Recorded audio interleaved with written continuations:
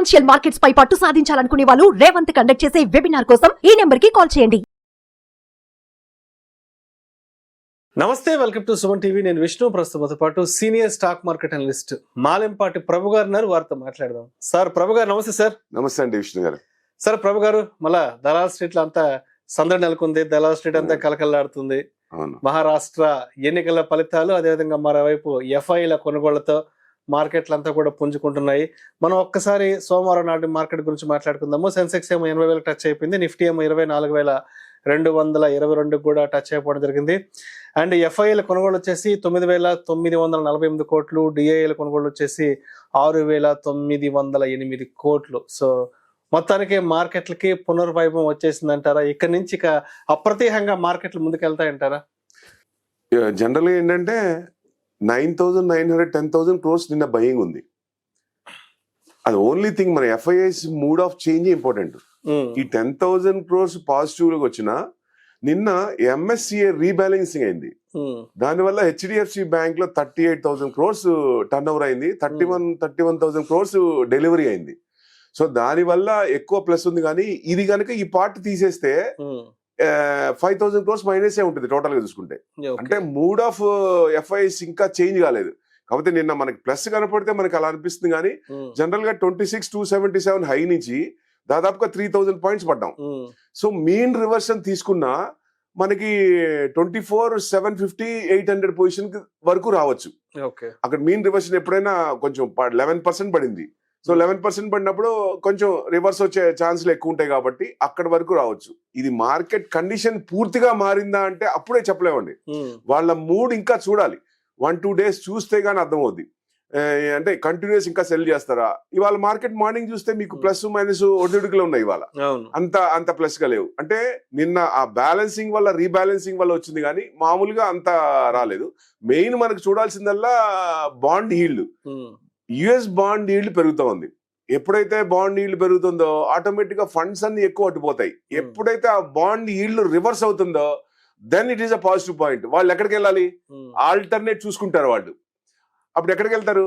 ఏ కంట్రీకి వెళ్ళలేరు. So only India కాబట్టి ఇండియాలో ఎక్కువ సేఫ్టీ ఉంటుంది, రిటర్న్స్ ఎక్కువ ఉంటాయి ఉద్దేశంతో ఇక్కడ మనకి రావాల్సిందే. మిగతా ఏ కంట్రీ అయినా చూడండి ఎక్కడైనా ఇబ్బంది పడుతుంది. పాకిస్తాన్ అతలాకుతలం అయిపోయింది, డెట్ ఎక్కువైపోయింది. 6% చైనా నుంచి తీసుకొని వాళ్ళు కట్టలేని పరిస్థితిలో. ఎందుకంటే వాళ్ళ ఇది కూడా ఎంబసీ కూడా పాకిస్తాన్ లో ఉన్నప్పుడు ప్రైమ్ మినిస్టర్ వెళ్ళి ఆ ఎంబసీ హెడ్ వెళ్ళి కలిసాడంటే ఇంకా అర్థం చేసుకోండి వాళ్ళ పరిస్థితి ఏంటో. సో అంటే చెడు కూడా ఆడుకుంటున్నారు ఆ పాకిస్తాన్ ని. సో శ్రీలంకను చూసాం, ఇట్లా మొయిజు గాని మార్షిస్ మనం చూసాం.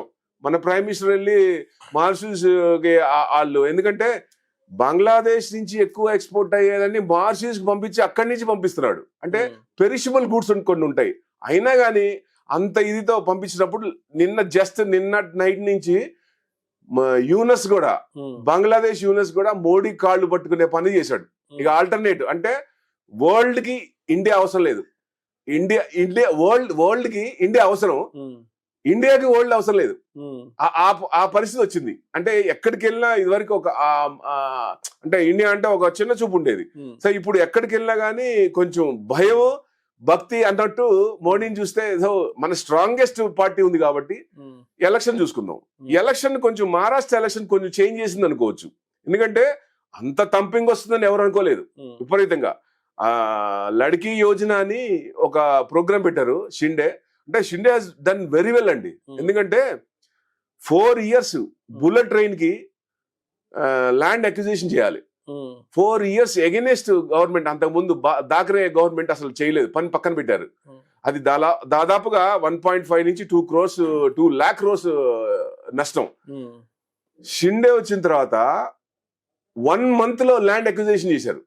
సో ర్యాపిడ్ చేంజ్, ఎందుకంటే రాడికల్ చేంజెస్ ఉండాలా. సో 1 man షో ఉండాలి అప్పుడే, ఎందుకంటే కరెక్ట్ గా ఉంటది. యూపీ చూసాం, యూపీ చూడండి ఎదురు తిరిగినోడిని మాట్లాడనీకుండా చేశారు. ఒక రకంగా అంత ఉండకూడదు కానీ అలా ఉంటేనే కొంచెం డెవలప్ అవుద్ది. చైనాని కూడా మనం అలా చూసేనే కదా మనతో పాటు ఉన్న జీడిపి 17 జీడిపికి వెళ్తోంది.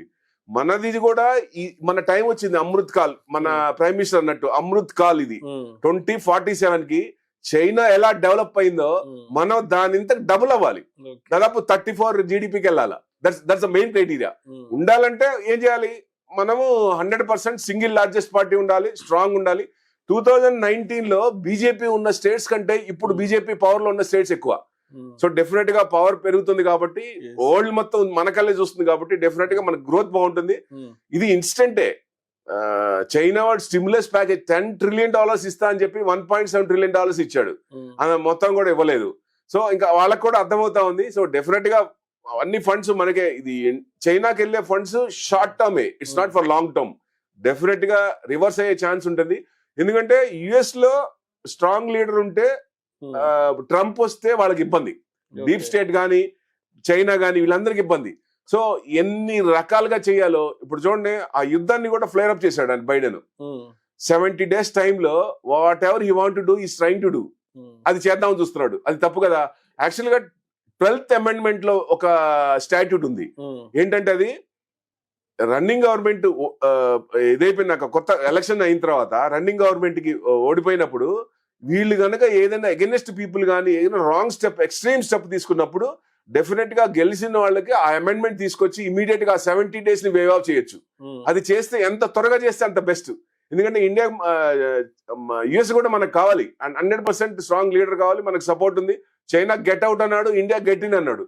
డెఫినెట్ గా వాటి కోసం చూడాలి. కాబట్టి 100% మీకు నెక్స్ట్ దివాళీ టు దివాళీ చూసుకున్నా మనం 27 to 28 వచ్చే ఛాన్స్లు ఎక్కువ ఉన్నాయండి.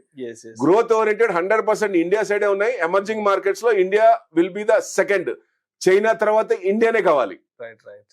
సో మొత్తానికి ఇంకా మన మార్కెట్లకి ఇంకా అడ్డు లేదంటారు, అప్రతిహంగా ముందుకు సాగే అవకాశాలు ఎక్కువ స్పష్టంగా కనిపిస్తున్నాయంటారు కూడా. అంతేనండి. ఎప్పుడైనా సరే strongest party, single largest party ఉండాలి.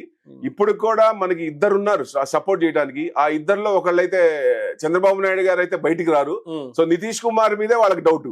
సో డెఫినెట్ గా ఆ చంద్రబాబు గారికి ఉన్న పోర్ట్ఫోలియో వాళ్ళు సరిపోతారు, అంతవరకు సరిపోతారు వాళ్ళకి. సో డౌటే లేదు. డెఫినెట్ గా మనం స్ట్రాంగ్ గా ఉన్నాం, మన కంపెనీ స్ట్రాంగ్ ఉన్నాయి, ఎర్నింగ్ స్ట్రాంగ్ ఉన్నాయి. కాకపోతే ఓవర్ వాల్యూడ్ అని చెప్పి చైనా కొంచెం అండర్ వాల్యూ, 10 years లో అండర్ వాల్యూ ఉంది కాబట్టి వాళ్ళు స్టిమ్యులస్ ప్యాకేజ్, కొంచెం కార్పొరేట్ రీబేట్ ట్యాక్స్ కొంచెం ఎక్కువ ఇస్తున్నారు కాబట్టి అటు వెళ్ళారు. బట్ ఇంకో రకంగా చూస్తే ట్రంప్ కూడా డిక్లేర్ చేశారండి, 21% కార్పొరేట్ ట్యాక్స్ తగ్గిస్తా అన్నాడు. చైనాకే వెళ్తా, యుఎస్ కూడా వెళ్తున్నాయి కొన్ని ఫండ్స్, డైవర్ట్ అవుతున్నాయి. Thank you sir, thank you so much Prabhu గారు.